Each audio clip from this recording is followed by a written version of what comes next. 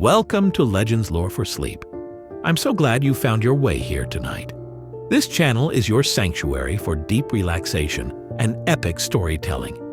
A place where ancient myths, legendary heroes, and captivating narratives meet the peaceful embrace of sleep. Each video is crafted as a feature-length journey designed to help you drift into restful slumber while exploring the most fascinating stories ever told. Whether you're struggling with insomnia, seeking meditation companions, or simply love mythology and epic stories, you found the right place.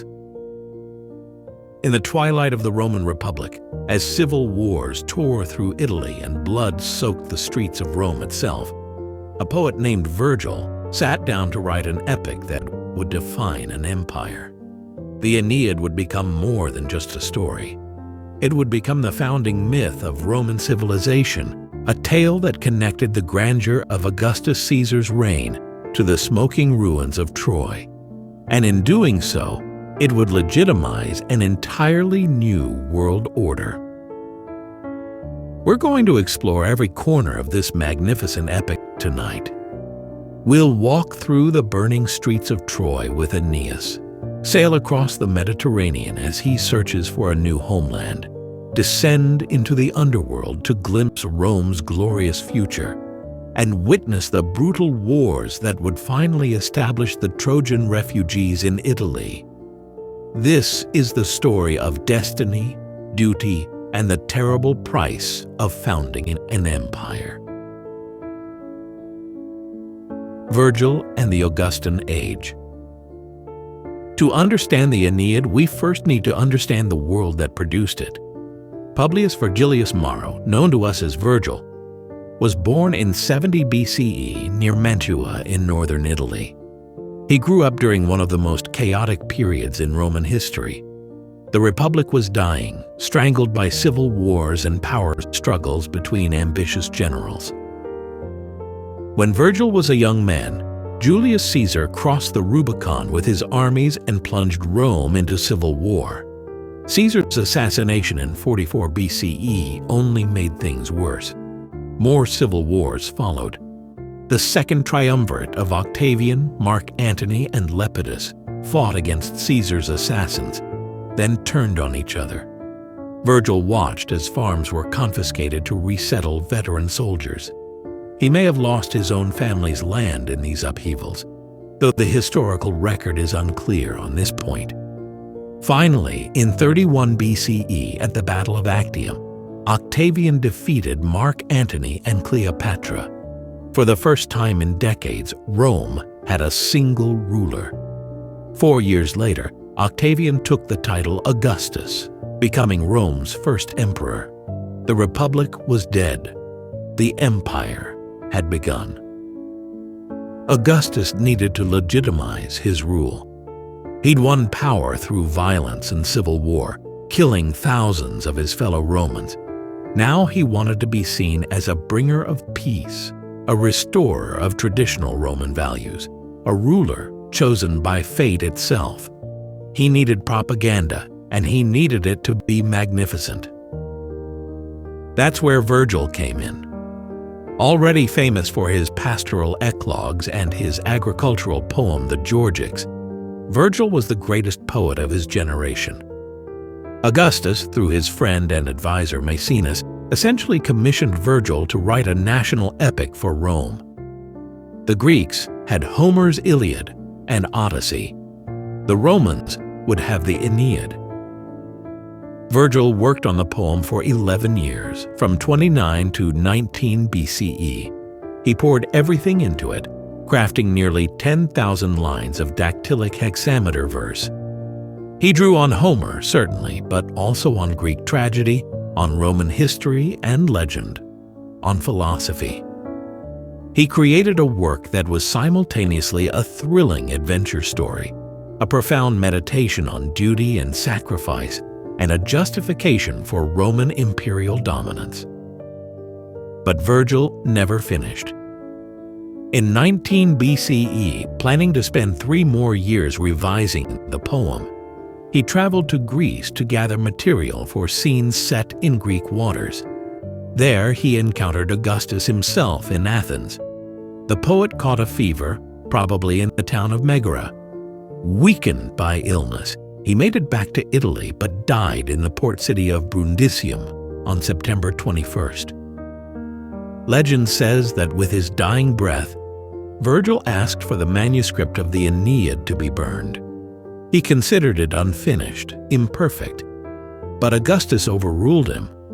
He ordered Virgil's literary executors, Lucius Varius Rufus and Plotius Tucca, to publish the poem with minimal editorial changes. And so the Aeneid entered the world, incomplete lines and all, to become one of the foundational texts of Western civilization. The poem Augustus received tells the story of Aeneas, a Trojan hero who escapes the fall of Troy and, after years of wandering, reaches Italy. There, after a bitter war, he establishes a settlement that will eventually become Rome. More importantly, Aeneas is portrayed as the ancestor of Augustus himself. The Julian family, to which both Julius Caesar and Augustus belonged, claimed descent from Iulus, also known as Ascanius, Aeneas' son, and Aeneas was the son of Venus. So Augustus could claim divine ancestry, blood connection to the goddess of love herself. The political message was clear. Augustus's rule wasn't an accident of civil war. It was destiny. It had been fated since the fall of Troy, prophesied by Jupiter himself, carried out by a hero whose defining virtue was pietas, dutiful reverence for the gods, family, and state. If Aeneas could abandon personal happiness to fulfill his destiny, so too could Rome accept Augustus's rule as the fulfillment of centuries of fate. But here's where the Aeneid becomes interesting. Because while it certainly serves as propaganda for Augustus, it's also much more complex than that. Virgil doesn't simply celebrate empire. He also shows its terrible costs. The most vivid characters in the poem are often those who suffer from Aeneas's mission, like the Carthaginian Queen Dido, who kills herself when Aeneas abandons her, or the Italian hero Turnus, who fights desperately against fate itself. The poem ends not with triumphant celebration, but with Aeneas killing Turnus in a moment of rage, an act that feels more like murder than heroism. Scholars have debated for 2,000 years whether Virgil truly believed in the Augustan vision or whether he subtly subverted it, whether the Aeneid is sincere propaganda or deeply ambivalent about empire. The truth is probably both. Virgil lived through terrible times. He'd seen civil war destroy everything. Augustus brought peace, but at the cost of liberty. The Aeneid reflects that complexity. Now, let's turn to the story itself, and we'll start where Virgil's narrative reaches its first great climax in Book 2, with the fall of Troy. The fall of Troy. The Aeneid doesn't begin at the beginning. Following Homer's example, Virgil starts his story in medias res, in the middle of things. We first meet Aeneas 7 years after the fall of Troy, shipwrecked on the coast of North Africa. But in Book 2, at a banquet given by Dido, Queen of Carthage, Aeneas tells the story of that terrible final night when Troy fell. It's a story his audience already knows, but Virgil retells it from the Trojan perspective, and that makes all the difference. Where Homer's Greeks are clever and brave, Virgil's Trojans are tragic victims of both Greek treachery and divine will. The Greeks had besieged Troy for 10 years and gotten nowhere. The city's walls were too strong. So they tried something different. They built an enormous wooden horse, filled it with their best warriors, and then pretended to sail away. They left the horse on the beach as an apparent offering to the goddess Minerva. The Trojans found it there in the morning. They were amazed, exhausted, hopeful that the war might finally be over. They debated what to do with this strange gift. Some wanted to drag it into the city. Others were suspicious. The priest Laocoon famously shouted, "I fear the Greeks even when they bring gifts," and hurled his spear at the horse's flank. If the Trojans had listened to him, everything might have been different. But then the Greeks' trap sprung.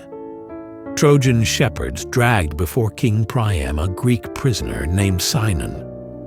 Sinon was a plant deliberately left behind to deceive the Trojans, but he played his role perfectly.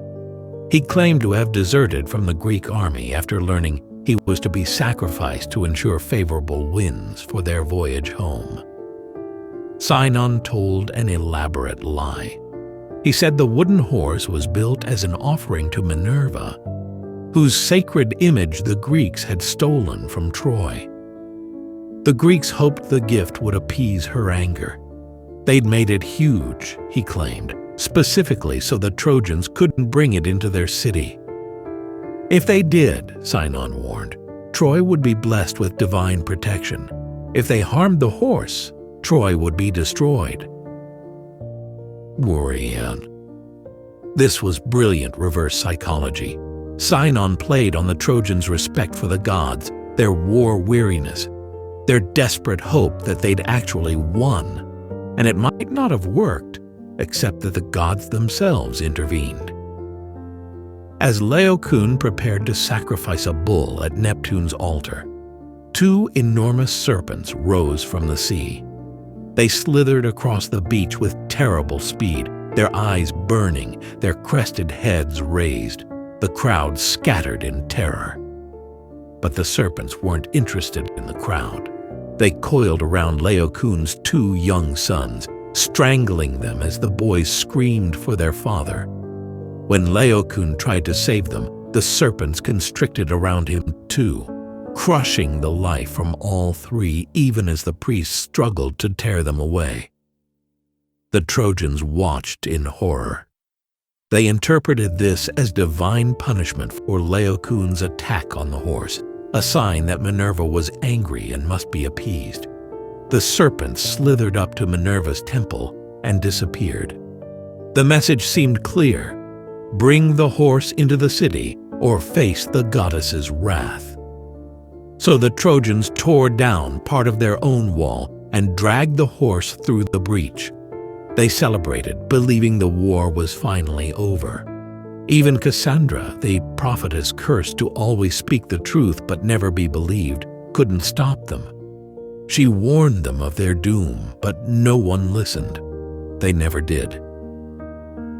That night, while Troy slept off its celebrations, Sinon crept to the horse and released the Greek warriors hidden inside. Meanwhile, the Greek fleet, which had only sailed behind the nearby island of Tenedos, returned to Troy's shore. The warriors inside the horse opened the city gates. The Greeks poured in. Troy was doomed. Aeneas tells Dido how he was sleeping when the ghost of Hector appeared to him in a dream. Hector had been Troy's greatest warrior before Achilles killed him. Now his shade looked terrible, mangled as it had been when Achilles dragged it behind his chariot around Troy's walls. Hector told Aeneas that Troy was lost. The city could not be saved. Aeneas must flee, taking Troy's household gods, the Pietas, and found a new city elsewhere across the sea. Aeneas woke to screams and the smell of smoke. He climbed to his roof and saw flames everywhere, the city burning, Greeks killing in the streets. His first instinct wasn't to flee, it was to fight. He armed himself and rushed out, joined by a few companions. They fought with desperate, suicidal courage. They killed Greek stragglers and took their armor as disguise.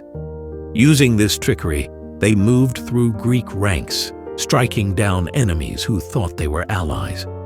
But the disguise couldn't last.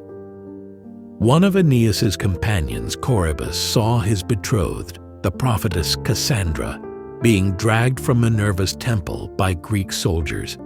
He attacked them, blowing their cover. The Greeks realized the trick.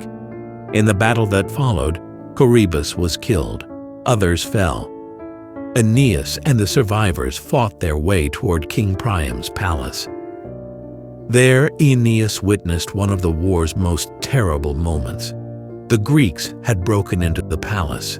They hunted through the halls, searching for Priam's family. The old king armed himself one last time, despite his age, despite knowing it was hopeless.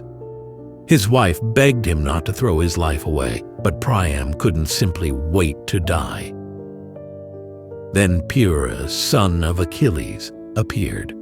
He'd just killed Priam's son, Polites, cutting him down in front of his parents. Now Pyrrhus advanced on Priam himself. The old king hurled his spear, but his strength was gone. The weapon barely reached Pyrrhus, clattering uselessly against his shield. Pyrrhus sneered and dragged Priam through the blood of his own son to the altar. There, in that sacred space, he cut the old king's throat. This death encapsulated Troy's fall. Priam had once ruled a mighty kingdom, father to 50 sons, master of Asia Minor. Now he died nameless at his own altar, his kingdom destroyed, his family murdered, his body left to rot. This was the price of war, the reality behind the glory. Aeneas wanted to kill Helen, the woman whose face had launched 1,000 ships and caused all this suffering. But his mother Venus appeared to him in that moment and stopped him. She showed him the truth. The gods themselves were tearing Troy down. He saw Neptune shaking the foundations with his trident, Juno throwing wide the city gates, even his mother's enemy Minerva with her Gorgon shield on the citadel. No mortal had truly won this war.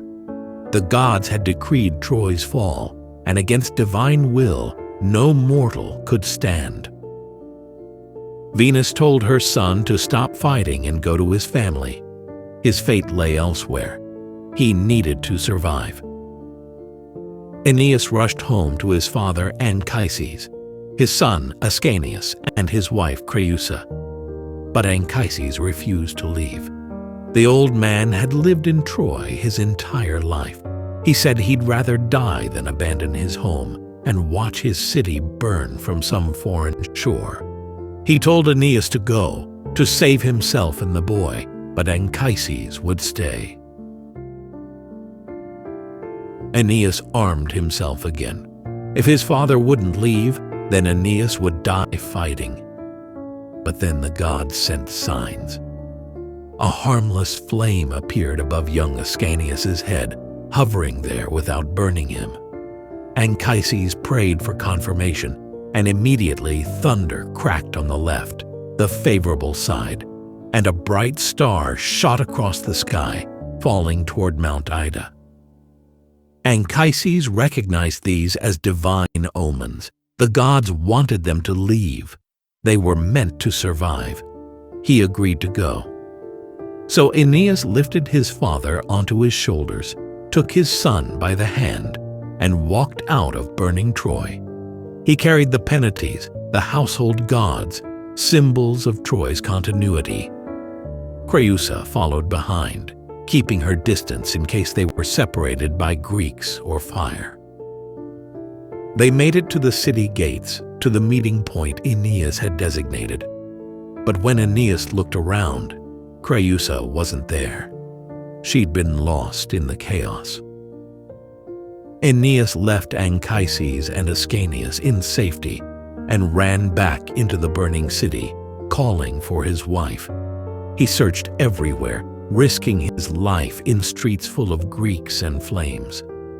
Finally, Creusa's shade appeared before him. Her ghost told him not to grieve. This had been fated. She couldn't leave Troy, but he would find a new home in Hesperia, the western land of Italy. There he would take a royal bride and rule a great kingdom. Their son would carry on the family line. Aeneas tried 3 times to embrace her, but 3 times her shade slipped through his arms like smoke, like a dream that fades on waking. Then she was gone, returned to the realm of the dead. Aeneas made his way back to the meeting point. He found that their group had swelled with other refugees who'd survived the night. They fled together into the mountains as dawn broke over burning Troy.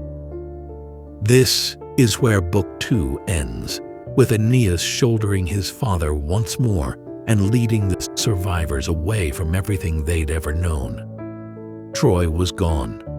Their old lives were ashes, but they would survive because they had to, because fate demanded it. The cost of that survival and where it would lead them is the rest of the Aeneid story. The Mediterranean Wanderings. Book 3 of the Aeneid covers 7 years in less than 1,000 lines. Aeneas narrates for Dido a compressed account of his wanderings across the Mediterranean, a journey marked by false starts, cryptic prophecies, and mounting losses.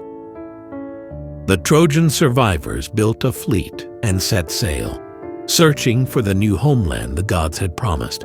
But where exactly were they supposed to go? The prophecies were maddeningly vague. They first landed in Thrace, on the northern edge of the Aegean Sea. Aeneas began preparing to found a city there, but when he pulled up plants to make offerings to the gods, blood dripped from the roots. He pulled another plant and more blood flowed. Then a voice came from the ground. It was Polydorus, one of Priam's sons. During the war, Priam had sent the boy to Thrace with a fortune in gold, hoping to keep at least one son and some wealth safe. But the Thracian king murdered Polydorus for the gold the moment Troy fell. His unburied body now corrupted the land. The Trojans gave him proper funeral rites and quickly sailed away. This land was cursed. Next, they reached Delos, the sacred island birthplace of Apollo. They consulted the oracle, and Apollo's voice boomed out, "Seek your ancient mother. There the house of Aeneas will rule all lands." But what did that mean? Ancient mother? Anchises interpreted this as Crete, because Teucrus, Troy's founder, had come from there originally. So they sailed to Crete and began building a settlement. For a time it looked promising. But then plague struck. The crops withered. People sickened and died. At night, as Aeneas slept in despair, the Penites themselves appeared to him and explained Anchises had misunderstood. Their true ancient mother was Hesperia, the western land of Italy. That was where Dardanus, another founder of the Trojan line, had originally come from before settling at Troy. They needed to sail west. They left Crete and island hopped across the Ionian Sea. On the Strophates Islands, they encountered the Harpies, vile creatures with women's faces and birds' bodies, who stole and fouled the Trojans' food. When Aeneas and his men tried to fight them off, the Harpy Silenos screeched a prophecy. They would reach Italy, yes, but hunger would drive them to eat their very tables before they could found their city. This disturbing prediction would haunt them for years. They sailed on to Actium, where they held athletic games and made offerings to Apollo, then to Buthrodum in Epirus, where they found something unexpected, a new Troy. The Trojan prophet Helenus, one of Priam's sons who'd survived, had ended up ruling here alongside Andromache, widow of the great Hector. Andromache had been enslaved after Troy's fall, passed first to Achilles' son Pyrrhus, then to Helenus after Pyrrhus was murdered. The Trojans found a bittersweet comfort here. This miniature Troy, with its imitation Scaean gate and dry stream named Simois after Troy's river, was a memorial of grief. Andromache still mourned Hector after all these years. But Helenus, with his prophetic gifts, could give Aeneas crucial guidance. Helenus warned them that their journey was far from over. They'd have to sail all the way around Italy to reach Latium on the western coast. They should avoid the eastern route through the strait between Italy and Sicily, where Scylla and Charybdis lurked. Scylla, a monster with 6 heads and 12 legs growing from her waist, would snatch sailors from their ships and devour them. Charybdis was a whirlpool that could swallow entire vessels. Better to take the long way around Sicily's southern coast. Most importantly, Helenus told Aeneas to seek out the Sibyl when he reached Cuma in Italy. This prophetess of Apollo would guide him further, even into the underworld itself if necessary. The Trojans left Buthrotum and followed Helenus's advice, sailing around Sicily. They caught a glimpse of Mount Etna erupting, its peak wreathed in smoke and flame. They beached on Sicily's coast, and there they encountered one of Odysseus's men, a Greek named Aeneid. This wretched man had been part of Odysseus's crew when they'd blinded the Cyclops Polyphemus. In the chaos of their escape, Aeneid had been left behind. He'd been hiding in the wilderness for months, surviving on berries and streams, watching the Cyclopes herd their flocks. He begged the Trojans to take him, even though he was Greek. He'd rather die at their hands than be caught by the Cyclopes.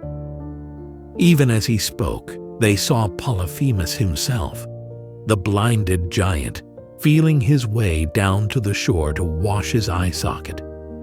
Other Cyclops appeared on the hills. The Trojans grabbed Achaemenides and rowed furiously away. Polyphemus heard them and waded into the sea, trying to reach their ships, but even his enormous height wasn't enough. He roared in fury, calling his fellow Cyclopes, but the Trojans escaped. They continued around Sicily, stopping at various ports. They reached Drepanum on the western coast, and their tragedy struck.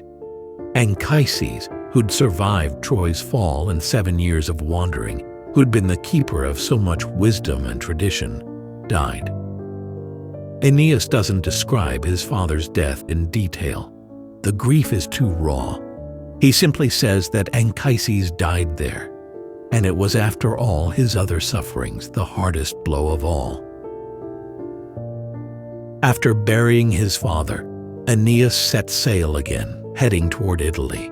But then, as Book 3 ends, Juno sent the storm that drove them off course to Carthage, where we met them in Book 1. And that storm, that apparent setback, would lead to one of the Aeneid's most famous episodes. The wanderings of Book 3 establish patterns that will run through the whole epic. Prophecies given, prophecies misunderstood. Attempts to settle that fail. The Trojans trying to rebuild Troy instead of accepting they need to create something new. Divine signs pointing toward Italy, toward their destiny, but never making the path easy. And through it all, the mounting toll, death, loss, the slow grinding away of everything they'd known, preparing them for the moment when they'd have no choice but to embrace a new identity in a new land. But before they reach Italy, before Aeneas can fulfill his destiny, he'll face his greatest test of devotion to that destiny. He'll have to choose between love and duty, between personal happiness and the mission the gods have laid upon him. The choice will destroy a queen and echo through history. Dido and the Tragedy of Carthage. When the Trojans washed up on the North African coast, exhausted and battered by Juno's storm, they didn't know they'd landed near one of the most remarkable cities in the ancient Mediterranean. Carthage, though newly founded, was already becoming a power, and it was ruled by a queen who, like Aeneas, had fled her homeland and was building something new from loss. Dido's story parallels Aeneas's in striking ways. She'd been the princess of Tyre in Phoenicia, married to Sychaeus, a wealthy man she loved deeply. But her brother Pygmalion, the king, was greedy. He murdered Sychaeus for his wealth, doing it secretly at the altar. Dido didn't know the truth until Sychaeus' ghost appeared to her in a dream, showing his wounds and warning her to flee. Dido gathered followers, people who hated or feared Pygmalion, and escaped by sea with Sychaeus' hidden treasure. She reached North Africa and negotiated with the locals for land. The chieftain Iarbas offered to sell her as much land as she could encompass with a bull's hide. Dido showed her cleverness. She cut the hide into the thinnest possible strips and used them to encircle a hill overlooking the sea. There she founded Carthage, the new city. When Aeneas first saw Carthage, he was amazed. Just a few years old, it was already thriving. There were temples being built, a forum being laid out, walls rising, towers being constructed. The Carthaginians worked with a sense of purpose he recognized. They were building their future, just as he hoped to do someday. In the Temple of Juno, Aeneas saw something that moved him deeply. Murals depicting scenes from the Trojan War. Even here, at the edge of the known world, Troy's story was known. People remembered. He saw Priam, Achilles, Hector being dragged around the walls. He wept. What place has not known our suffering? Then Dido herself arrived to hear petitions and judge disputes. She was regal, confident, beautiful, and Aeneas' lost companions were there, brought before her, asking for help. Dido granted it immediately. She offered them shelter, provisions, even the chance to settle in Carthage if they wished. One city shall hold Trojans and Tyrians together. Aeneas stepped forward from the concealing mist Venus had wrapped around him. He thanked Dido for her kindness to his people. The queen was struck by him immediately. Here was a hero from the stories she'd seen depicted on her temple walls, standing before her in her own city. That evening, Dido held a banquet for the Trojans. She wanted to know everything about the fall of Troy, about Aeneas' wanderings, but Venus, protecting her son, decided to take no chances with his reception. She sent Cupid, disguised as Aeneas' son Ascanius, to sit on Dido's lap during the feast. As the false Ascanius nestled against her, Cupid worked his divine magic, kindling love in Dido's heart, making her forget her vow to remain faithful to Sychaeus' memory. By the time Aeneas began telling the story of Troy's fall, Dido was already falling in love with him. As he narrated through books 2 and 3, describing tragedy and loss, wandering and determination, she recognized a kindred spirit. Here was someone who understood what she'd been through, someone who'd lost everything and was trying to build something new. Book 4 opens with Dido consumed by this love. She tried to fight it. She'd sworn after Sychaeus' death that she'd never love again.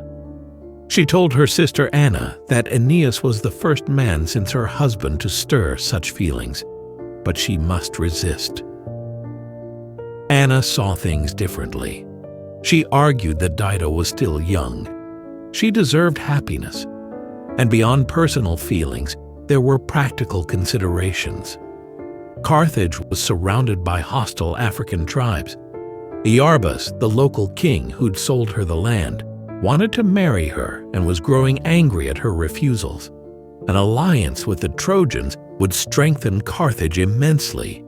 Aeneas' warriors could defend the city. Dido let herself be convinced. Her resistance crumbled. She began neglecting her duties. Construction on Carthage slowed, then stopped. She wandered through the city thinking only of Aeneas. Virgil compares her to a doe struck by an arrow, running through the forests unaware the shaft still lodged in her side, the wound draining her life, even as she runs. This caught the attention of Juno. The queen of the gods had two concerns. First, she hated the Trojans and wanted to prevent them reaching Italy at any cost. Second, she loved Carthage. It was her favorite city. What if Dido and Aeneas married? The Trojans might settle here permanently. Rome would never be founded, and Carthage would become the great Mediterranean power instead. Juno proposed this to Venus. Let's unite Carthage and Troy through marriage. Venus, knowing Juno's real motive was to prevent the founding of Rome, pretended to agree while making her own plans. Juno arranged for Dido and the Trojans to go hunting. During the hunt, she'd send a storm. Aeneas and Dido would take shelter in the same cave. There, with Juno providing lightning as torches and nymphs singing as witnesses, they'd consummate their relationship. Dido would consider it a marriage. This is exactly what happened. They made love in the cave while the storm raged outside. When they emerged, Dido believed herself married to Aeneas. In her culture, the act itself was sufficient. No further ceremony was needed. But Aeneas, though he cared for Dido, never saw it as marriage. The poem is careful about this. Virgil says Dido called it marriage to cloak her sense of guilt. For a time, they lived together openly. Aeneas let himself forget his mission. He wore Tyrian purple, worked on Carthage's construction projects, carried a jeweled sword Dido had given him. He looked like a king consort, not a destined founder of Rome. But rumors spread. Rumor personified as a hideous monster with an eye under every feather, a tongue for each eye, an ear for every tongue, flew across Africa, spreading scandalized gossip about the foreign prince and the queen who'd abandoned her duties for lust. Iarbas heard. Furious that Dido had rejected him but accepted this Trojan refugee, he prayed to his father Jupiter. What was the point of honoring the gods if this was how they rewarded piety? A foreigner, a man descended from a woman married to a shepherd, wore perfumed robes in Carthage while Iarbas's altars went unattended. Jupiter looked down and saw what was happening. This wasn't supposed to be the story. Aeneas was meant for Italy, not Africa. So Jupiter sent Mercury to remind Aeneas of his destiny. Mercury flew to Carthage on his winged sandals and found Aeneas overseeing construction, wearing rich robes embroidered by Dido. The god's message was blunt and cutting. Are you laying the foundations of Carthage? Are you a servant to a woman? What about your son's future? What about Italy? What about the city you're supposed to found? Aeneas was thunderstruck. He knew Mercury was right. The reminder of his duty hit him like a physical blow. He immediately ordered his men to prepare the fleet in secret. They'd leave as soon as possible. But Dido sensed something was wrong. Maybe she saw the increased activity around the ships. Maybe she simply knew, the way lovers do, that something had changed. She confronted Aeneas. Her speech is one of the most powerful passages in Latin literature. She was shocked, hurt, furious, heartbroken all at once. You're leaving? Just like that? Sneaking away without even telling me? After everything we've shared? After what I've done for you? She reminded him that she'd taken him in when he had nothing. She'd given him her love, her city, her protection. She'd broken her vow to Sychaeus for him. And now he was abandoning her the way her brother had murdered her husband, taking everything and leaving her with nothing. She begged him to stay, or at least delay. If he cared for her at all, if their time together had meant anything, he'd wait until winter passed. Sailing in winter was dangerous. Wait for spring, or if not for her sake, for his own people's safety. And then, heartbreakingly, she said, if only she'd gotten pregnant. If she had a child from their time together, at least she'd have some piece of him to remember. A little Aeneas to run around her halls. Then she wouldn't feel so utterly abandoned. Aeneas tried to respond calmly. He never called their relationship marriage. He said he appreciated everything she'd done. He'd never forget her. But he had to go to Italy. It wasn't his choice. The gods commanded it. Mercury himself had just appeared with Jupiter's orders. He didn't want to leave, but fate left him no alternative. He had to think of his son's future, of the dynasty he was meant to found. His coldness made everything worse. Dido exploded. She called him heartless, born not from Venus but from rocks and tigers. She cursed him, prophesying that he'd face suffering in Italy, that he'd call her name in his anguish, that she'd haunt him as a shade when she died. And most famously, she cursed the future. Let no love or treaty ever unite our peoples. May an avenger rise from my bones to pursue the Trojan settlers with fire and sword, now and whenever our strength permits. This curse is why the poem mentions her. Roman readers knew the history. Centuries after Dido's time, Carthage would become Rome's greatest enemy. The Punic Wars would nearly destroy Rome. Hannibal, the Carthaginian general, would march through Spain and over the Alps with elephants, would devastate Italy for 15 years. Virgil's audience understood Dido's curse had been fulfilled. Rome won in the end, but the cost was staggering, and it all traced back to this moment, to Aeneas choosing duty over love, empire over personal happiness. Dido fled from their confrontation, fainting from grief. Her sister Anna caught her and carried her to bed. That night, tormented by nightmares and rage and sorrow, Dido made her decision. She told Anna she'd found a sorceress who could perform a ritual to either win Aeneas back or free Dido from her love.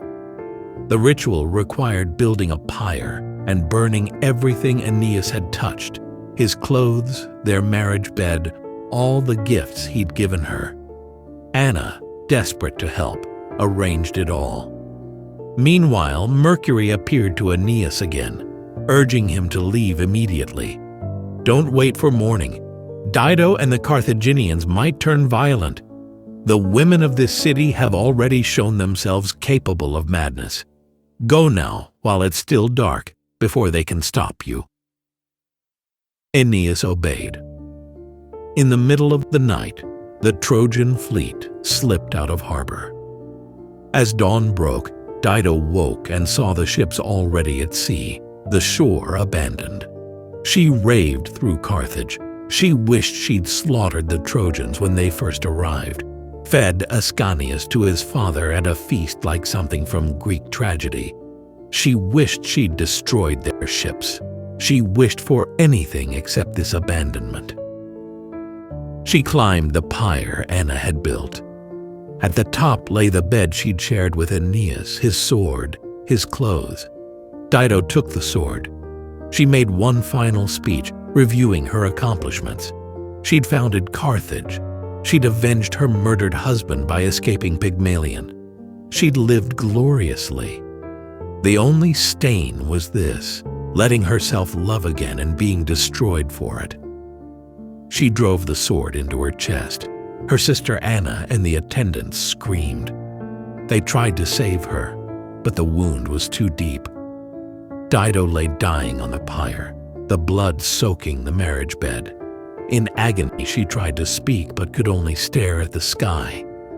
Juno, taking pity on her suffering, sent Iris, goddess of the rainbow, to release Dido's soul from her body. Iris descended and cut a lock of Dido's hair, the ritual that separates soul from flesh. Dido died. Anna ordered the pyre lit. Smoke rose into the sky. Out at sea, Aeneas saw it and wondered what caused such a great fire. He didn't know the truth, but he felt a terrible foreboding. The Trojans sailed on toward Italy, leaving Carthage and its dead queen behind. This is the episode that makes many modern readers uncomfortable with Aeneas. He seems callous, putting destiny before the woman who saved him. But that's precisely Virgil's point.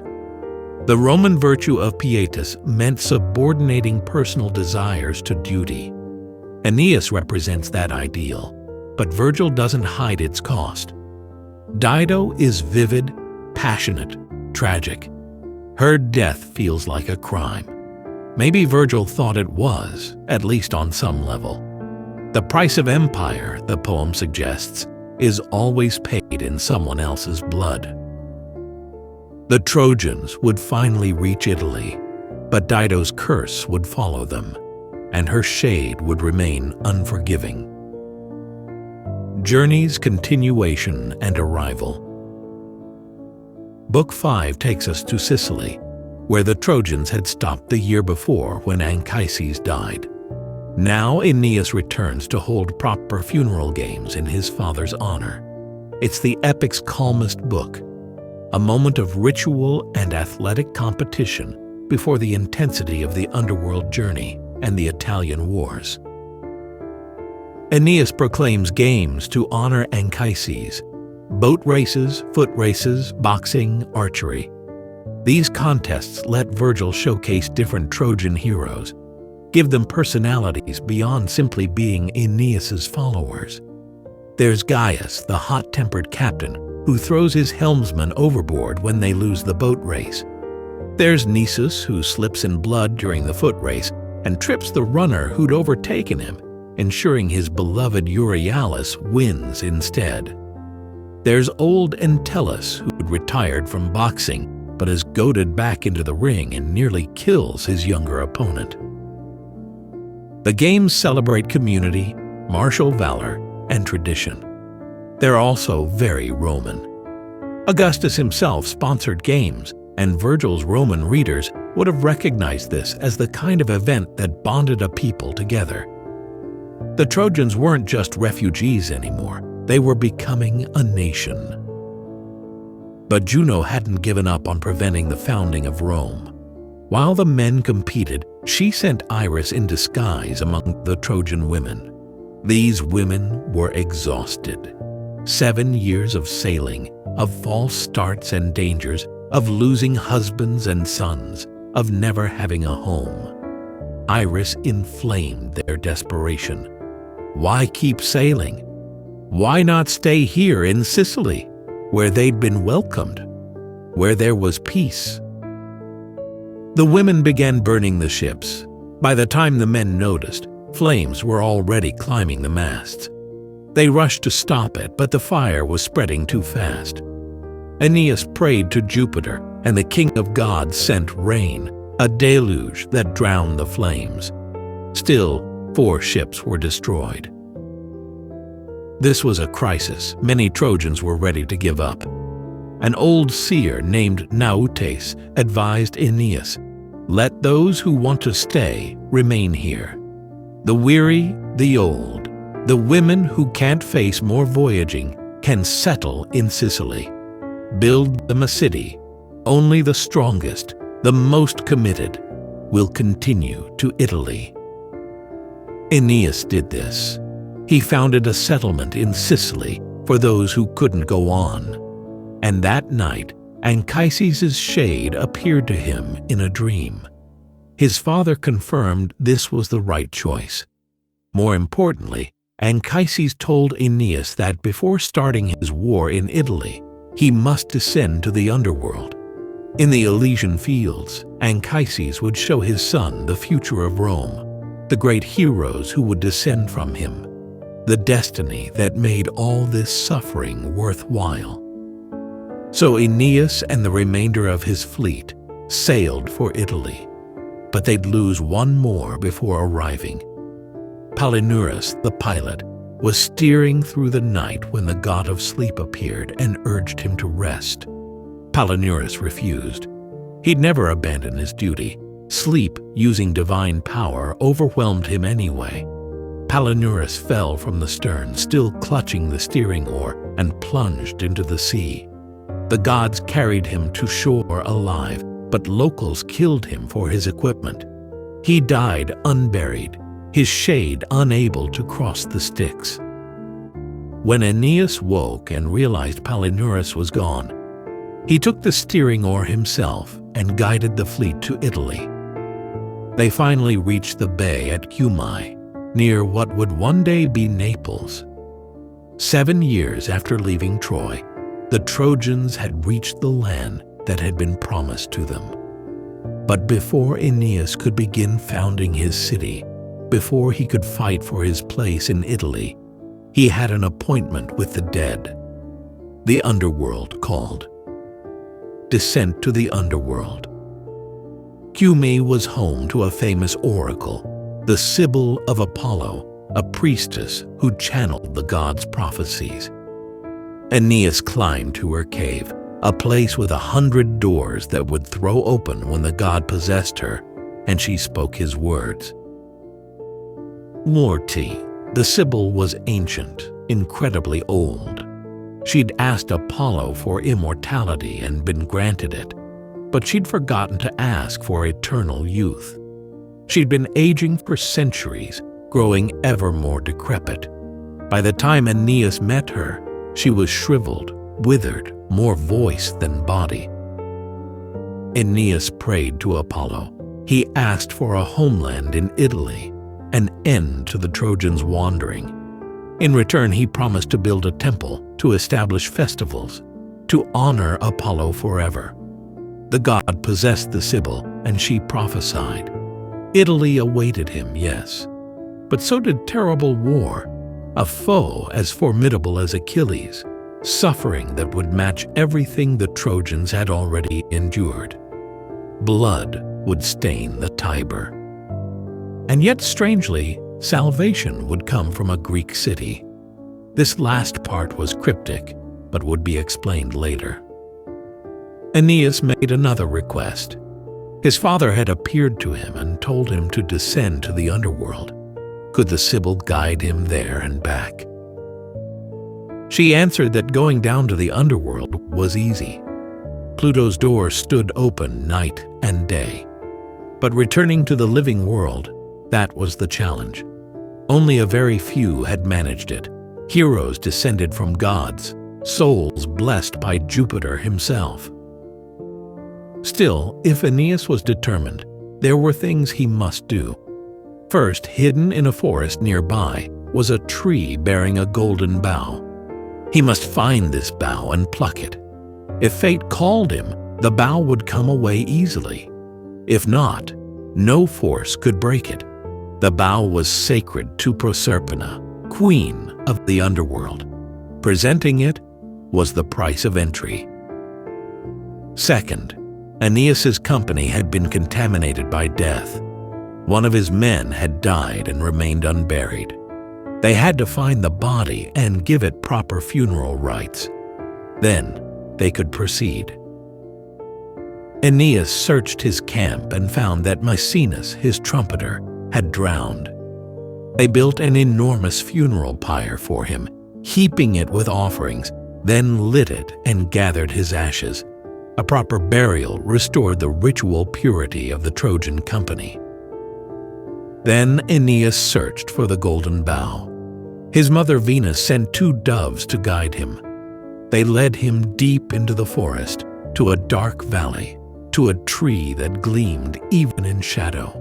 The golden bough grew there, its metallic leaves rustling. Aeneas reached for it, and it came away easily in his hand. Fate had chosen him. He could descend. The Sibyl prepared the way. She sacrificed 4 black bullocks to Hecate, goddess of crossroads and magic. As dawn broke, the earth rumbled. Dogs howled in the distance. The goddess was coming. The Sibyl cried out for Aeneas to draw his sword and enter the cavern. They descended into the earth together. The entrance to the underworld was a terrible place. Here dwelled personified nightmares, grief, cares, disease, old age, fear, hunger, poverty, death, suffering, war. False dreams roosted on an elm tree. Monsters lurked in the shadows, centaurs, Scyllas, the 100-armed Briareus, the Hydra. Aeneas drew his sword to attack them, but the Sibyl stopped him. They were shades, forms without substance. His blade would pass through them. They reached the river Acheron, where the dead gathered on the bank. Thousands of souls crowded there, begging for passage across. Charon, the ferryman, stood in his battered boat. He was hideous, unkempt, fire-eyed, with a dirty cloak knotted at his throat. He ferried some souls across but drove others back. The Sibyl explained, only the properly buried could cross immediately. The others, like Palinurus, who died unburied, had to wait 100 years on these banks before Charon would take them. Sure enough, Aeneas saw Palinurus among the waiting dead. His pilot begged him for help. Take me across, or at least go back and bury my body so my shade can rest. But the Sibyl refused. Palinurus couldn't change his fate. However, she promised that local people would eventually be compelled by divine signs to bury his body. A cape would be named after him. It was small comfort. Charon challenged them. What are you doing here? You're alive. No living man crosses my river. But when the Sibyl showed him the golden bow, Charon relented. The bow was Proserpina's sign. They could pass. He ferried them across, though his boat sat dangerously low in the water under Aeneas's living weight. On the far shore crouched Cerberus, the three-headed hound of hell. The Sibyl drugged a honey cake and threw it to him. All three heads snapped at it. Cerberus gulped it down and immediately fell into drugged sleep. They passed over his body. The underworld was organized by how people had died and who they'd been in life. First came the souls of infants who died too young, then suicides, then those killed by false accusations, then the fields of mourning, where those who died for love wandered. Here, Aeneas saw Dido. He approached her shade, weeping. He tried to explain. He never wanted to leave her. The gods commanded it. He'd been forced to choose between her and his destiny. Could she forgive him? But Dido's shade wouldn't even look at him. She turned away, her face as hard as flint. Then she fled to the shade of Sychaeus, her first husband, who comforted her. Aeneas stood there bereft, but he couldn't follow. He had to move on. They passed through a region where great warriors' shades lived. The Greek heroes fled from Aeneas in death as they'd fought him in life. But the Trojan shades gathered around him, happy to see their prince again. The shade of Deiphobus, who'd married Helen after Paris died, was there, horribly mutilated from what Helen and the Greeks did to him the night Troy fell. He and Aeneas talked, but the Sibyl urged them onward. Time was limited. They came to a fork in the road. To the left lay Tartarus, the deepest pit of hell, where the truly wicked were punished for eternity. They couldn't enter there, but they heard the sounds, screaming, chains, the crack of whips. The Sibyl described what lay beyond. The Titans imprisoned after their war with the gods, those who'd murdered their fathers or defrauded clients or committed incest, those who'd betrayed their country, those who'd sold out for gold. Infinite punishments for infinite crimes. To the right, the path led to the Elysian fields. Here Aeneas used the golden bow, offering it to Proserpina as he'd been instructed. The gates opened. They entered paradise. The Elysian fields were beautiful beyond description. A purple light filled the air. Green meadows stretched forever. The blessed dead played sports, sang songs, danced.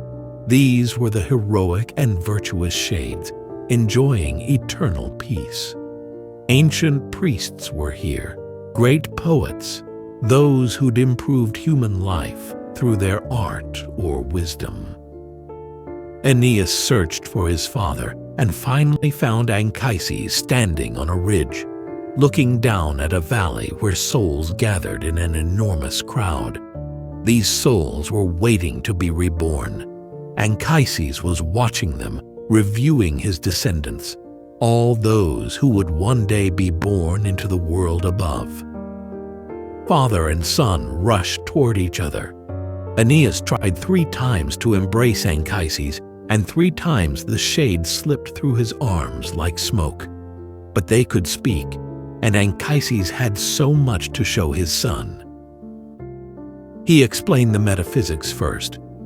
All living things contained a spark of divine fire, a portion of the world soul. But material bodies trapped and corrupted this fire.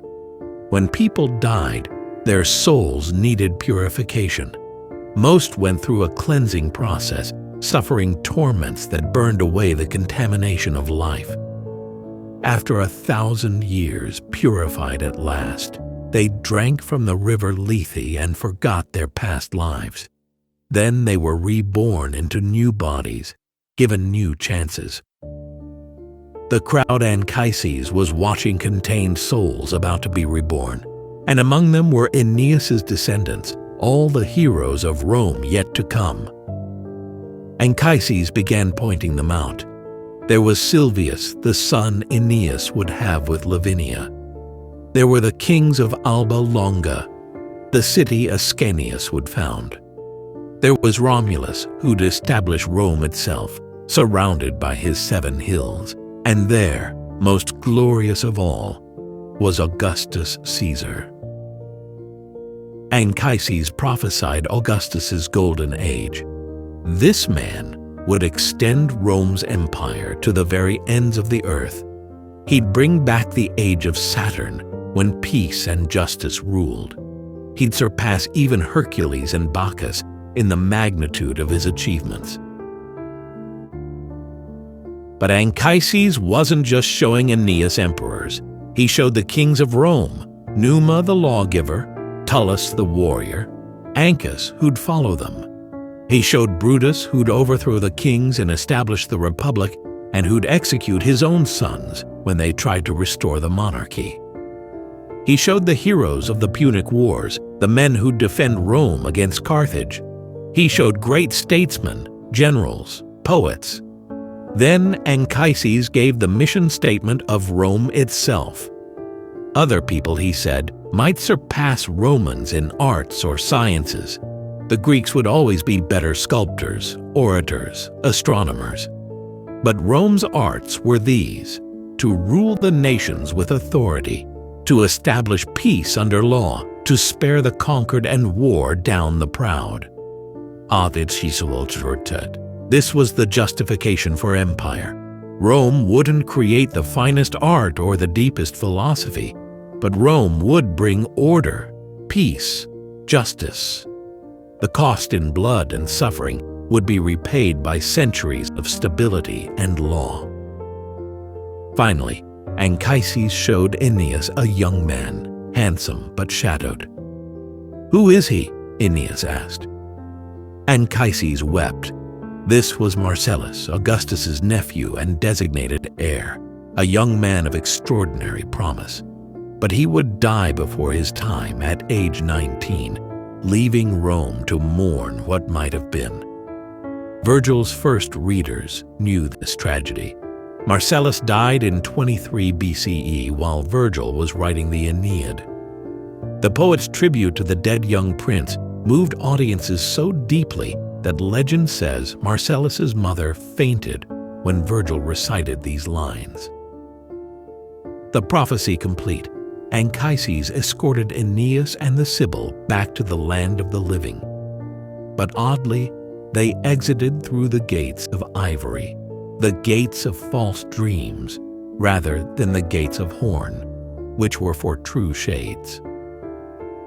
Scholars have debated this choice for 2,000 years. Was Virgil suggesting the vision of Rome's glory was somehow false? Or simply that Aeneas, being alive, couldn't use the gates reserved for genuine shades? The ambiguity remains. Aeneas rejoined his fleet. Now he'd seen the future. He understood why the suffering mattered. Everything that would come from his mission, the centuries of Roman glory, the heroes yet unborn, the empire that would span the world. The price was high, but the destiny was magnificent. With this knowledge burning in his mind, Aeneas prepared to face the final challenge, making good on that destiny by conquering a place for his people in Italy. Arrival in Latium and the stirring of war. The Trojans sailed north from Cumae and finally reached the mouth of the Tiber River. This was Latium, the land promised to them by prophecy. After 7 years of wandering, after countless losses and hardships, they'd arrived at their destined homeland. The region was ruled by King Latinus, an elderly monarch descended from the god Faunus and the nymph Marica. Latinus had one daughter, Lavinia, who'd reached marriageable age. Many local princes sought her hand, especially Turnus, king of the neighboring Rutulians, a handsome, fierce warrior who'd been courting Lavinia for years with her mother Amata's blessing.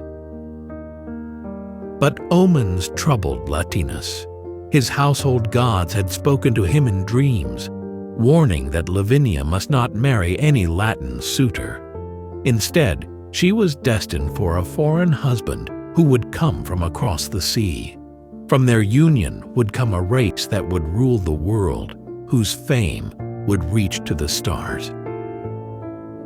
When Aeneas sent ambassadors to Latinus requesting permission to settle peacefully in the area, offering friendship and alliance, Latinus recognized the fulfillment of prophecy.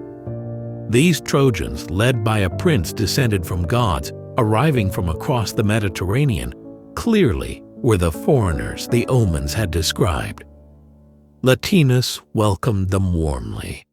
He promised them land for a settlement, and he hinted strongly that Aeneas himself was destined to marry Lavinia. This should have been the happy ending. The Trojans had reached their promised land. The local king welcomed them. A marriage alliance would unite the peoples peacefully. Rome could be founded without more bloodshed. But Juno still hadn't given up. She'd failed to destroy the Trojans at sea, failed to trap them in Carthage. Now, with them on the very threshold of their destiny, she decided if she couldn't prevent their success entirely, she could at least delay it, make it as painful as possible, and ensure that Aeneas would never enjoy his victory in peace. Juno descended to the underworld and summoned Alecto, one of the Furies, a terrible goddess of vengeance with serpents in her hair and poison dripping from her mouth. Juno commanded Alecto to spread hatred and madness, to turn the Italians against the Trojans, to make sure that Aeneas would have to fight for every inch of Italy he claimed. Alecto went first to Queen Amata. The Fury breathed poison into the queen's heart, filling her with rage against the Trojans and desperate love for Turnus. Amata had always wanted Turnus as a son-in-law. Now, infected with Alecto's madness, she became obsessed. She raved through the palace, demanding that Latinus refuse the Trojans. When her husband wouldn't listen, she grabbed Lavinia and fled into the wilderness, hiding her daughter among the worshippers of Bacchus who roamed the mountains in ecstatic frenzy. She declared that only Bacchus would give Lavinia in marriage, not to any Trojan interloper. Next, Alecto visited Turnus, She found him sleeping in his palace at Ardea and appeared to him in a dream, disguised as an old priestess. She'd taunted him. The Trojans were stealing his bride, stealing his rightful place in Latium. Would he let foreigners take everything he'd earned, or would he fight? Turnus woke in fury. He'd been courting Lavinia for years. He'd defended Latium against foreign threats. He had every right to marry the princess. These Trojan refugees, these homeless wanderers, thought they could just arrive and take what was his. He called his people to arms. The Rutulians prepared for war. But Alecto wasn't finished. She needed to ensure the violence would actually start, not just be threatened. So she engineered an incident designed to inflame passions on both sides. Ascanius, Aeneas's young son, was out hunting with some companions. Alecto drove them to chase a pet stag belonging to Silvia, daughter of the king's herdsman. The stag was tame, beloved, adorned with garlands. Ascanius's hounds cornered it, and the boy shot it with an arrow. The stag fled home to die in Silvia's arms. The Latin herdsmen were outraged. A foreign boy had killed their princess's pet. They grabbed weapons, pitchforks, axes, burning brands, whatever they could find, and attacked the Trojans. A brawl erupted. Men died on both sides. Blood had been spilled. The war had begun. Latinus tried desperately to stop it. He refused to formally declare war. But the momentum was unstoppable. The Italian peoples rallied to Turnus. They saw the Trojans as invaders, foreigners trying to steal their land and their princess. War fever spread across Latium. Turnus gathered an impressive coalition. The Latins themselves, of course, led by the war leader Messapus. The Rutulians, Turnus's own fierce warriors. The Volscians, led by the warrior maiden Camilla, who'd been raised in the wilderness and could run across fields of grain without bending the stalks, or across the sea without wetting her feet. The Etruscans from Mezentius's territory, though Mezentius himself was a hated tyrant. Warriors from all across Italy, drawn by Turnus's charisma and hatred of foreign invaders. Aeneas was dismayed. He'd come in peace. He'd offered friendship. Now he faced a war that might destroy his people when they'd finally reached their promised land. But that night, the river god Tiberinus appeared to him in a dream. The god told Aeneas not to fear. This was his destined homeland. The war would be won. To ensure victory, Aeneas should sail up the Tiber to find Pallanteum, a small Arcadian settlement ruled by King Evander. The Arcadians were also foreigners in Italy, Greeks who'd emigrated generations ago. They'd be natural allies. More importantly, Evander could connect Aeneas with the Etruscans who'd recently overthrown Mezentius and now sought a foreign leader to help them fight against Turnus, just as prophecy required. Tiberinus gave Aeneas a sign. In the morning, he'd find a white sow with 30 white piglets beneath an oak tree. This was the spot where, 30 years hence, Ascanius would found the city of Alba Longa, Rome's precursor. Aeneas found the sow exactly where the god had said. He sacrificed her to Juno, still hoping to appease the goddess's anger. Then he took a small group of men and sailed up the Tiber, leaving the main Trojan force to defend their beachhead camp. They reached Pallanteum just as King Evander was celebrating a festival to Hercules. The Arcadians welcomed them cautiously, but when Evander learned who Aeneas was, he was delighted. Years ago, Evander had briefly met Aeneas's father, Anchises. They'd exchanged gifts of friendship.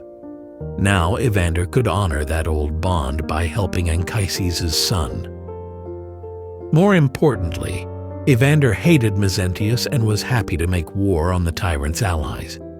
He offered Aeneas his own forces, small though they were, and more importantly, he offered his only son Pallas to accompany Aeneas as both warrior and ambassador to the Etruscans. Evander took Aeneas on a tour of Pallanteum. This small settlement of huts and simple buildings stood on the hills where Rome itself would one day rise. Evander showed Aeneas the cave where Hercules had fought the monster Cacus. He showed him the Capitoline Hill, already sacred, though no temple yet crowned it. He showed him the forums and marketplaces and monuments that would, centuries hence, define the eternal city.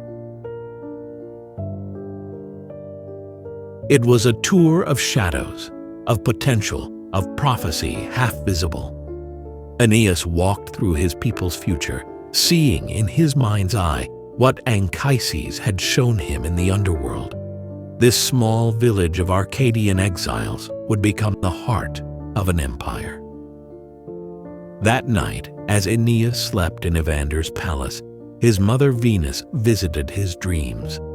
She'd commissioned her husband, Vulcan, god of the forge, to make armor for her son. When Aeneas woke, he found the divine gifts waiting for him. The armor was magnificent beyond description. The shield especially was a wonder. On it, Vulcan had depicted scenes from Rome's future. There was Romulus and Remus nursed by the she-wolf. There was the rape of the Sabine women and the wars that followed. There were the kings of Rome, the expulsion of the tyrant Tarquin, Brutus executing his own sons to preserve the Republic. There was Horatius defending the bridge, Cloelia escaping captivity.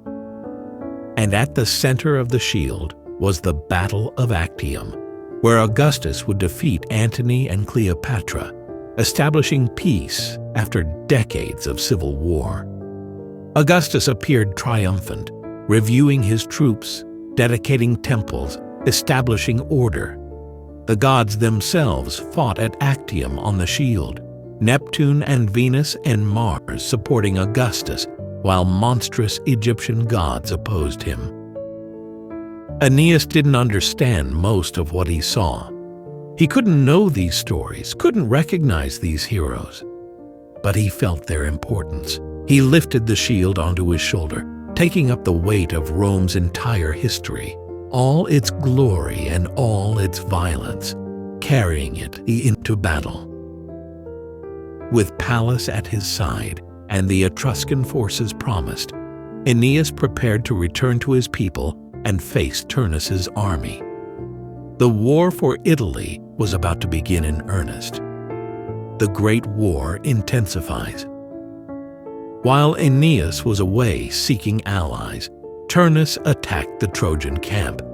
He hoped to destroy them before their leader returned, before reinforcements could arrive. The Trojans, following Aeneas's orders, stayed within their fortifications and didn't engage in open battle. They held their walls and waited. Frustrated by their refusal to come out and fight, Turnus tried to set their ships on fire. But Cybele, the mother of the gods, had blessed those ships when they were built from trees, sacred to her on Mount Ida. As the flames touched them, Jupiter transformed the ships into sea nymphs. They dove into the water and swam away, saved by divine intervention. The sign should have warned Turnus off. Instead, he interpreted it as good news. Now the Trojans couldn't escape by sea. They were trapped in Italy, forced to stand and fight. That night, two young Trojans, Nisus and Euryalus, attempted a desperate mission. Nisus was an experienced warrior. Euryalus was barely more than a boy, beautiful and brave. They loved each other with a devotion that went beyond ordinary friendship. Nisus proposed they sneak through the enemy lines to reach Aeneas and report on the attack. The mission was almost certainly suicidal, but if they succeeded, they'd save their people. The Trojan leaders approved the plan. They promised Euryalus' mother that her son would be honored if he died, that she'd be cared for in his memory. The two young men set out into the darkness. At first, everything went perfectly. The Rutulians and their allies had celebrated their apparent victory with too much wine. Many sentries slept. Nisus and Euryalus passed through the camp silently, and in their silence, they couldn't resist the temptation to kill. They slaughtered sleeping men, cut throats, took revenge for the siege. Euryalus found a beautiful helmet and put it on, unable to resist the trophy. This vanity killed him. As they finally cleared the enemy camp and approached the woods, a cavalry patrol spotted them. The moonlight gleamed off Euryalus' stolen helmet. The cavalry gave chase. Nisus escaped into the forest, but when he realized Euryalus wasn't with him, he circled back. He found the cavalry surrounding his beloved, who couldn't run fast enough with all of his stolen armor weighing him down. Nisus threw his spear from hiding, killing one of the attackers. He threw again, killing another, but now they knew where he was. The cavalry commander, enraged, drew his sword and advanced on Euryalus. Nisus burst from the trees, crying out that he was the one responsible, that Euryalus was innocent, had only followed his lead. But it was too late. The sword came down. Euryalus fell, his beautiful youth cut short. Nisus threw himself at his friend's killers. He managed to slay the commander before the other soldiers cut him down. He died falling across Euryalus' body, and the two were together even in death. In the morning, the Rutulians mounted Nisus' and Euryalus' heads on spears and displayed them in front of the Trojan walls. When Euryalus' mother saw her son's severed head, she ran screaming onto the walls, begging to be killed, unable to bear her grief. The Trojans had to drag her away, still shrieking her lament. The battle grew more savage. Turnus broke through the Trojan gates and fought inside their camp, killing dozens before he was forced to escape by jumping into the Tiber and swimming back to his own lines. Then Aeneas returned with his allies. The Etruscans, the Arcadians, and the Trojans together marched on Turnus' positions. Now the Italians faced a war on two fronts, besiegers becoming besieged. The fighting was brutal. This was no glorious combat of heroes. This was killing that felt random, meaningless. Young men died by the dozens, by the hundreds. Virgil names many of them: Latagus, Palmus, Theron, Haemon, so many others. He gives them identities, backstories, families waiting for them at home, just before describing their deaths. And in the chaos of slaughter, Pallas, Evander's son, led the Arcadians against the Rutulians. He was young, perhaps 19, brave and skilled, but he'd never faced anyone like Turnus. Turnus saw Pallas cutting through his men and recognized an opportunity. He called out to the young prince, challenging him to single combat. Pallas knew he was outmatched, but he couldn't refuse. His honor, his father's honor, his people's confidence in him, everything demanded he fight. They met in the open space that formed when the surrounding warriors drew back to watch. Pallas hurled his spear with all his strength. It grazed Turnus' shoulder, drawing blood but doing no real harm. Then Turnus threw his spear. It punched through Pallas' shield, through his breastplate, through his chest. The young man fell, dying instantly. Turnus stood over him and pulled off his sword belt, a beautiful piece of metalwork showing the story of the 50 sons of Aegyptus murdered on their wedding night. Turnus took it as a trophy. He didn't know, couldn't know, that this act This moment of stripping the dead would seal his own fate. When the news reached Evander, the old king was destroyed. He'd sent his only son to war, knowing the risk, hoping the alliance with Aeneas would protect the boy. Now Pallas was dead, and Evander had nothing left except memories and grief. When Aeneas learned of Pallas's death, his grief turned to rage. He went through the battlefield like a fury himself, seeking Turnus, killing anyone in his path. He took prisoners specifically to sacrifice them at Pallas's funeral pyre, human offerings to the shade of his young friend. Aeneas fought and killed Lausus, the young son of the tyrant Mezentius. Lausus died protecting his father, showing a filial devotion that moved even Aeneas.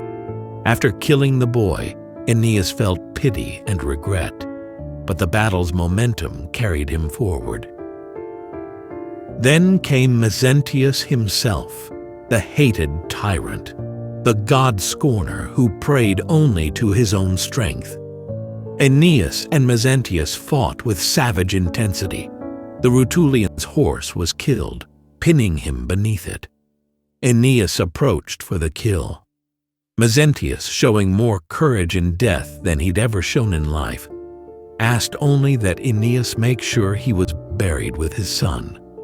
They'd been separated in life by Mezentius's cruelty, but perhaps in death they could be together.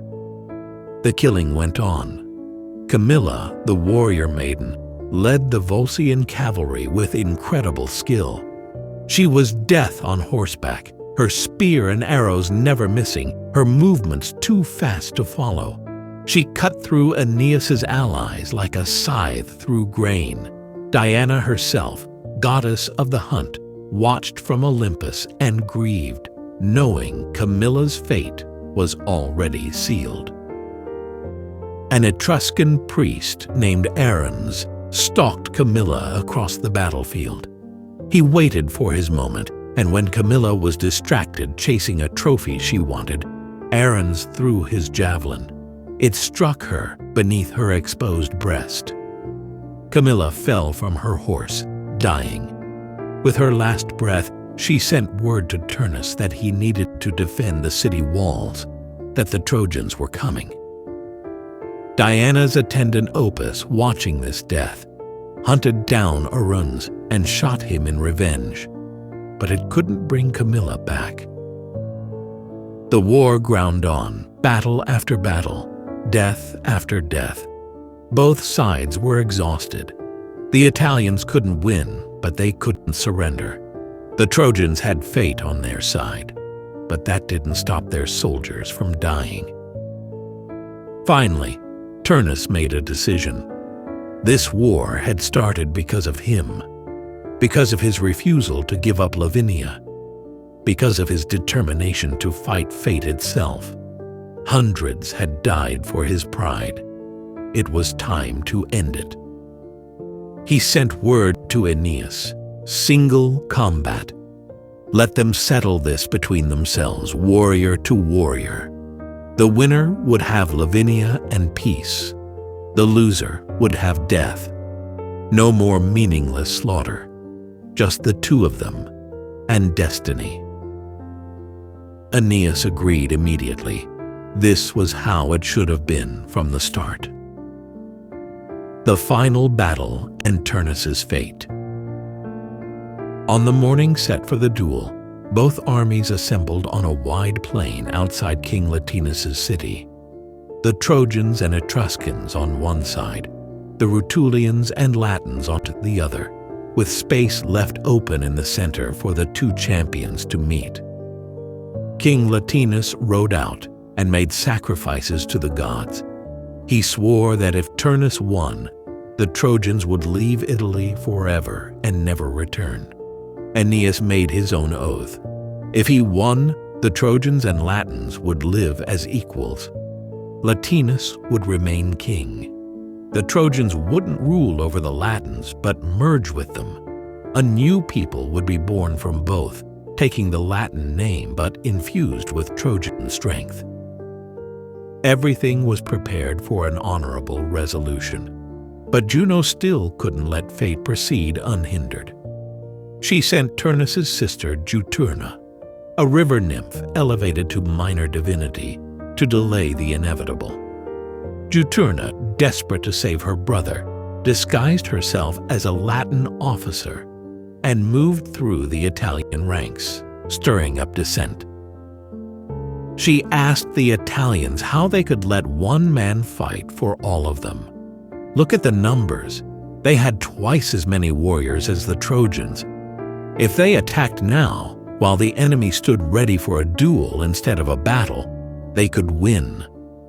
As a sign, she conjured an omen. An eagle swooped down and seized a swan, but smaller birds mobbed the eagle, forcing it to drop its prey. The Italian augurs interpreted this to mean that many small fighters could defeat a single great one. A young warrior, inflamed by Juturna's words and the omen, hurled his spear at the Trojans. It struck a man dead. The truce shattered. Warriors on both sides grabbed their weapons and rushed forward. Aeneas tried to stop it. He stood in the open, shouting for his men to hold, insisting they honor the treaty. But in the chaos, someone shot an arrow that struck Aeneas in the leg. The wound forced him to retreat from the field. Turnus saw his enemy limping away and thought the gods had given him one last chance. He leapt into his chariot and plunged into battle, killing Trojans with wild abandon. He felt invincible. Victory seemed possible after all. But Venus couldn't let her son die from a narrow wound. She brought a healing herb, dittany, which grew only on Mount Ida near Troy, and mixed it with ambrosia and panacea. Iapix, Aeneas's physician, applied the mixture to the wound without knowing what it was. The arrow slid out painlessly. The wound sealed. Strength flooded back into Aeneas's leg. He armed himself again and returned to the battlefield, more terrible in his anger than before. When Turnus saw Aeneas coming, shining in his divine armor, he knew it was over. Fate had caught up with him. But just then, word arrived from the city. The Trojans were attacking the walls. Latinus's people were in danger. Queen Amata believed Turnus must be dead, and in her despair had hanged herself. The city was falling apart.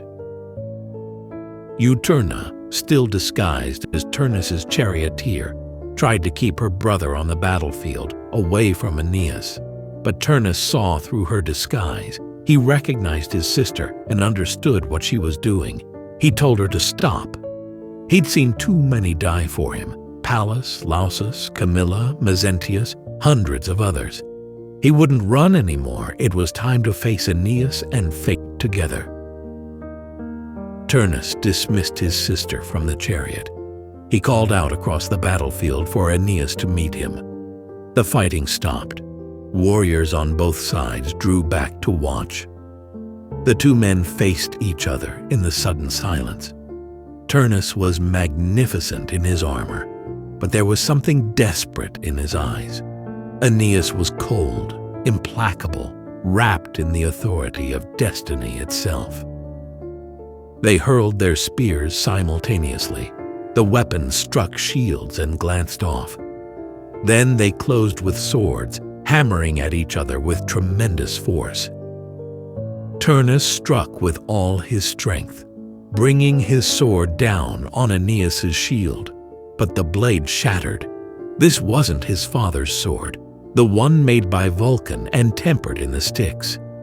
In his rush to battle, he'd accidentally grabbed his charioteer's inferior weapon. Now he was disarmed. Turnus ran. He circled the battlefield, trying to reach his troops, trying to get his real sword. Aeneas pursued him, hampered by his wounded leg, but implacable. Aeneas's spear had lodged in the stump of an olive tree sacred to Faunus. He struggled to pull it free. Jupiter, watching from Olympus, finally turned to Juno. Enough. How long would she keep fighting fate? When would she accept that Aeneas was destined to win, that Rome would be founded, that her hatred had to end? Juno, for the first time, gave in. She couldn't change the outcome. She never could have. But she asked one favor. When the Trojans and Latins merged, let the Latin name survive. Let their language be preserved. Let it not be a Trojan conquest, but a true union. Jupiter granted this. The Trojans would disappear as a separate people. The name of Troy would fade from history, but its essence would continue in a new nation, the Romans, who would take Latin names and speak the Latin tongue while carrying Trojan blood and Trojan gods. Juno accepted this compromise. She withdrew her protection from Turnus. She called off Juturna. The fight would now proceed without divine interference. Jupiter sent a Fury to enforce his will. The creature took the form of an owl and flew at Turnus, harassing him, filling him with terror. Juturna saw the omen and knew what it meant. Her brother was doomed. Weeping, she abandoned him and fled to her river. Aeneas freed his spear from the tree. Turnus, seeing him coming, made one last desperate attempt. He tried to lift an enormous boundary stone and throw it at Aeneas, but his strength failed. Fear paralyzed him. The rock barely left his hands before falling short. Aeneas's spear flew true. It struck Turnus in the thigh, punching through his armor, driving him to his knees. Turnus fell to the ground, wounded, defeated. He looked up at Aeneas and spoke his final words. "You've won. I don't beg for my life. Take your victory, but if you have any pity, think of your own father. Let my father have my body. Let me be buried. Let Daunus have that comfort at least." Aeneas hesitated. He held his sword above Turnus's head, and for a moment, something like mercy flickered across his face. Turnus had fought bravely. He'd only been following his own understanding of honor. He was defeated now, no longer a threat. Perhaps he could be spared. But then Aeneas saw it. There, on Turnus's shoulder, was Pallas's sword belt, the trophy Turnus had taken when he killed Evander's son. The sight of it ignited something in Aeneas. All his rage at Pallas's death, all his grief for that young life cut short, all his fury at the war Turnus had forced on them. Everything came flooding back. "You think you can escape wearing the spoils of my people?" Aeneas's voice was cold with rage. "Pallas strikes this blow. Pallas takes this vengeance." He drove his sword into Turnus's chest. The Rutulian prince gasped once, and then his spirit fled, angry and resentful, down to the shades below. And there, the Aeneid ends. Abruptly, shockingly, with no triumph, no celebration, no wedding to Lavinia, no founding of the city, just Turnus's soul descending to the underworld and the final image of Aeneas standing over his enemy's corpse, consumed by rage and grief, having won his destiny at the cost of his mercy. Virgil never finished revising the poem. He died before he could write the conclusion he might have planned, before he could soften this brutal ending or explain what it meant. We're left with this moment of violence and moral ambiguity, this act that seems simultaneously just and wrong. Turnus fought against fate and lost. That was inevitable. But Aeneas was supposed to represent pietas, duty and mercy, and in the moment that mattered most, when he had the chance to show clementia, to spare the conquered as Anchises had instructed in the underworld, he chose vengeance instead. Was it right? Was it wrong? Virgil doesn't tell us. The poem simply ends, leaving that question hanging in the air, as uncomfortable and unresolved as the world Virgil himself lived in, where peace came at the price of civil war, where order was built on violence, where destiny demanded terrible sacrifices from everyone it touched. Themes, Roman values, and lasting legacy. The Aeneid is structured around a central tension between personal desire and civic duty, between human emotion and the demands of fate. At its heart is the concept of pietas, the defining Roman virtue that encompassed devotion to the gods, to family, and to the state. Aeneas embodies this ideal, but Virgil doesn't present it as simple or comfortable. Throughout the poem, pietas requires Aeneas to sacrifice personal happiness for his mission. He leaves burning Troy not because he wants to, but because the gods command it. He abandons Dido not because he's heartless, but because his duty to found Rome outweighs his feelings for her. He fights wars in Italy not from ambition, but because fate has decreed he must. Aeneas is pious Aeneas, dutiful Aeneas, and that epithet appears throughout the poem like a reminder of what he represents. But Virgil shows the cost of this devotion: Dido's suicide, Pallas's death, Turnus's plea for mercy. These moments reveal what empire-building demands. The glory of Rome is real in the poem, prophesied by Jupiter, shown to Aeneas in the underworld, depicted on his shield. But Virgil never lets us forget the suffering that made it possible. The Aeneid celebrates Rome's destiny while mourning those destroyed by it. Fate itself is one of the poem's great forces. Unlike in many Greek epics where heroes can sometimes bargain with or influence their destinies, fate in the Aeneid is absolute. What is fated will happen. Jupiter has decreed it. Aeneas will found the line that leads to Rome. No god, no mortal can prevent this. Juno delays it, but she cannot change it.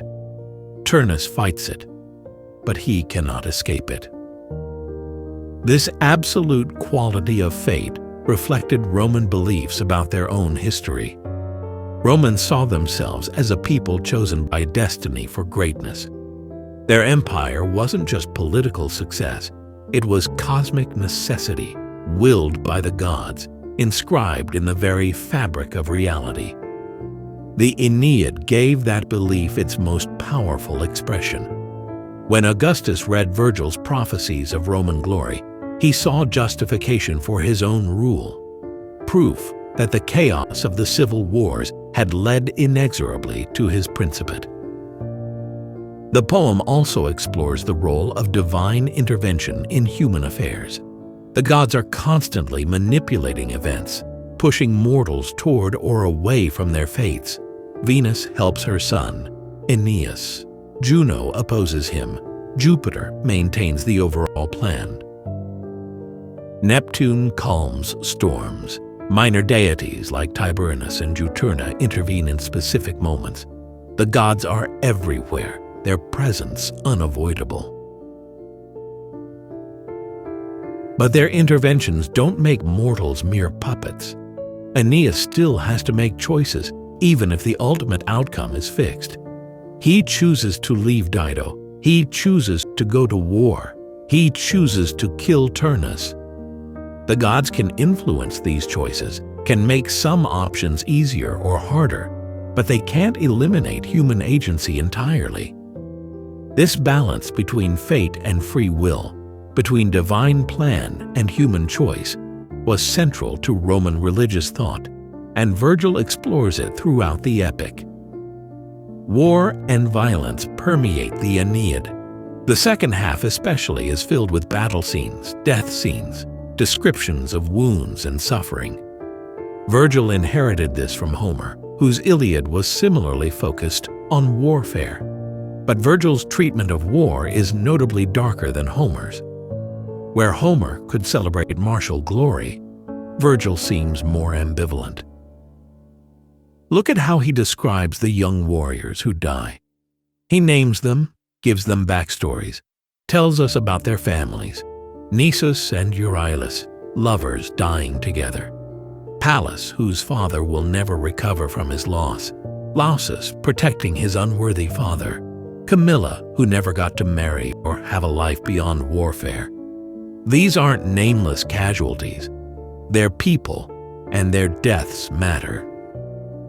The poem was written during Augustus's reign, after decades of civil war.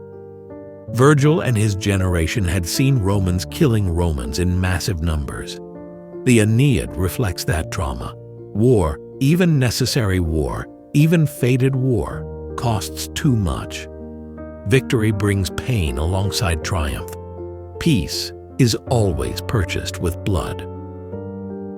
This brings us to the question of propaganda. Augustus clearly wanted the Aeneid to glorify Rome and justify his rule. Virgil certainly provided that glorification. The prophecies of Roman greatness, the depiction of Augustus as the culmination of centuries of history, the connection of his family to Venus herself, all of this serves Augustus's political needs. But if the Aeneid is propaganda, it's the most complex propaganda ever written. Because Virgil also shows the suffering that empire causes. He makes Dido sympathetic, almost more sympathetic than Aeneas. He shows Turnus as brave and honorable, fighting for his homeland against foreign invaders. He ends the poem not with triumph, but with an act of rage-fueled violence that feels morally troubling. The poem celebrates Roman destiny while also questioning whether that destiny is worth its price. Scholars have debated for centuries whether Virgil believed in the Augustan vision or subtly subverted it. The truth is probably that he felt both things simultaneously. He'd lived through civil war. He knew peace was precious. If Augustus could maintain that peace, even at the cost of liberty, perhaps it was worth it. But Virgil also remembered what that peace had cost. How many died, how much was lost. The Aeneid reflects that ambivalence, that mixture of celebration and sorrow, hope and grief. The poem's influence on Western literature is almost impossible to overstate. It became the model for the literary epic. Dante made Virgil his guide through hell and purgatory in the Divine Comedy. Milton drew on the Aeneid heavily when writing Paradise Lost. Countless other poets, from the medieval period through the Renaissance and beyond, looked to Virgil as the supreme example of how to write great poetry. In the Roman world, the Aeneid was almost immediately canonical. By the 2nd century CE, educated Romans were expected to have memorized large portions of it. Schoolboys studied its grammar and rhetoric. Poets imitated its style. Commentators wrote volumes explaining its meanings. The poem shaped how Romans understood themselves, their history, their values, their place in the world. The story of Aeneas carrying his father out of burning Troy became an icon of filial piety, depicted in sculpture and painting throughout the Roman world. The image of Dido's suicide became synonymous with tragic love. The idea of Rome having Trojan origins became accepted fact, influencing everything from political propaganda to family genealogies.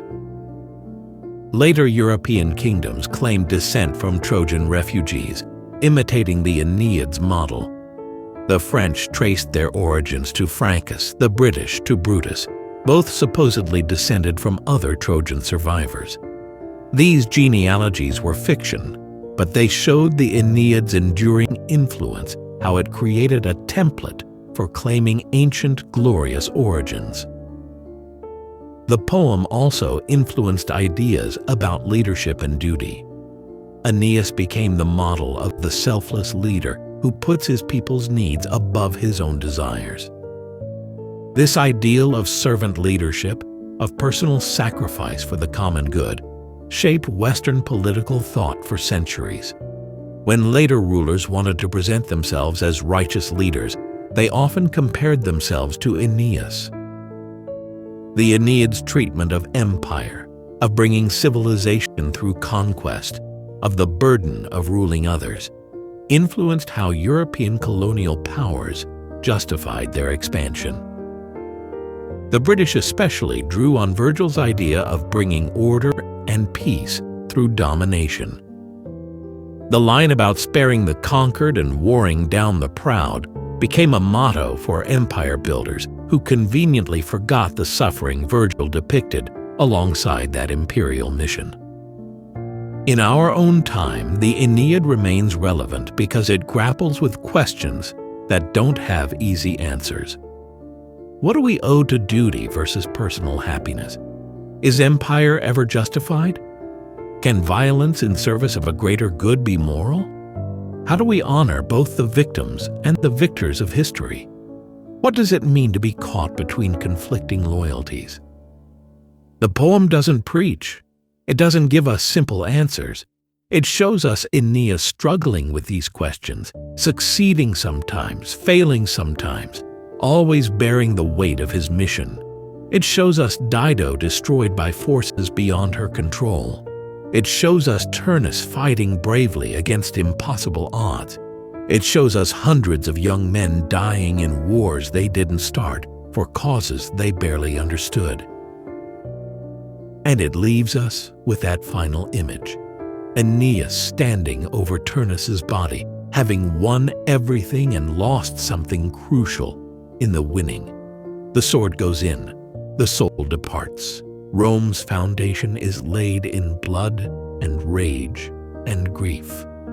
That's where Virgil ends his poem, at the moment of victory that doesn't feel like victory, of destiny fulfilled at the cost of mercy.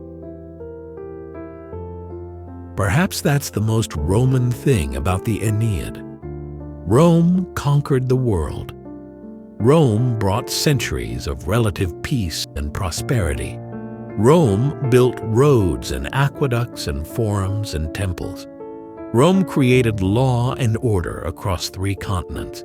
But Rome was also built on conquest, on subjugating other peoples, on endless wars and brutal suppressions. The glory and the horror were inseparable. Virgil understood this. He'd lived through the transition from republic to empire, seen the violence it required, benefited from the stability it brought. He wrote a poem that celebrates Roman greatness while never letting us forget what that greatness cost. That complexity, that refusal to simplify, is what makes the Aeneid more than propaganda, more than a national epic, more than a period piece. It remains a profound meditation on the price of civilization, the nature of duty, the meaning of heroism, in a world where the gods decree your path but don't make walking it easy. Aeneas carries his father out of Troy, carries his household gods across the Mediterranean, carries the weight of Rome's future on his shoulders. He does his duty, he fulfills his fate. But Virgil doesn't let us forget all those left behind, all those sacrificed, all those who paid for Rome's glory with their lives and loves and happiness. That's the story of the Aeneid. That's the founding of Rome. Not a simple tale of heroes and victories, but a complex, tragic, magnificent epic about what it costs to build an empire, about what we lose in the process of winning, about the terrible beauty of duty fulfilled. The poem ends with Turnus's death, but Rome's story was just beginning. From those Trojan refugees and Italian natives would come a people who would rule the Mediterranean world for 1,000 years. From Aeneas and Lavinia would come the line of Alban kings. From Romulus, Aeneas's distant descendant, would come the city itself. From Julius Caesar would come Augustus.